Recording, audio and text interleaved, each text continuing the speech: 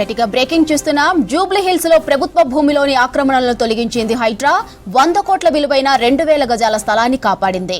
20 ఏళ్లుగా కబ్జాలో ఉన్నట్టు సర్వేల తేలడంతో ఈ చర్యలు తీసుకున్నారు హైడ్రా సిబ్బంది. ఈ భూమి జూబ్లీ హిల్స్ కోఆపరేటివ్ హౌసింగ్ సొసైటీకి చెందిన ప్రజా అవసరాల కోసం ఉద్దేశించి ఉంది. ఇక ప్రజావాణిలో వచ్చిన ఫిర్యాదు ఆధారంగా హైడ్రా అధికారులు చర్యలు తీసుకున్నారు. ఫేక్ ఇంటి నెంబర్ క్రియేట్ చేసి నర్సరీ నడుపుతున్నారు సత్యనారాయణ అనే వ్యక్తి. దీంతో అతనిపై జూబ్లీ హిల్స్ పోలీస్ స్టేషన్లో కేసు నమోదు చేశారు. గతంలో జీహెచ్ఎంసీ పలువాళ్లు స్వాధీనం చేసుకునే ప్రయత్నం విఫలమైంది. సత్యనారాయణ అనే వ్యక్తి హైకోర్టును ఆశ్రయించి తప్పుదారి పట్టించినట్టు గుర్తించారు హైడ్రా సిబ్బంది. కోర్టులో స్టేటస్ కో వచ్చిన అక్రమ షెడ్లు నిర్మించి నర్సరీ నడుపుతున్నాడు సత్యనారాయణ. దీంతో అన్ని సమగ్రంగా తెలుసుకున్న తర్వాత భూ ఆక్రమణపై హైడ్రా నోటీసులు జారీ చేసింది.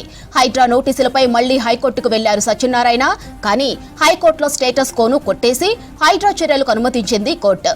మొక్కలను తరలించుకునే అవకాశం ఇచ్చి షెడ్లు తొలగించాలని ఆదేశించింది. దీంతో 2000 గజాల ప్రభుత్వ భూమిని కాపాడింది హైడ్రా. అందుకు సంబంధించి బోర్డులు ఏర్పాటు చేసింది హైడ్రా.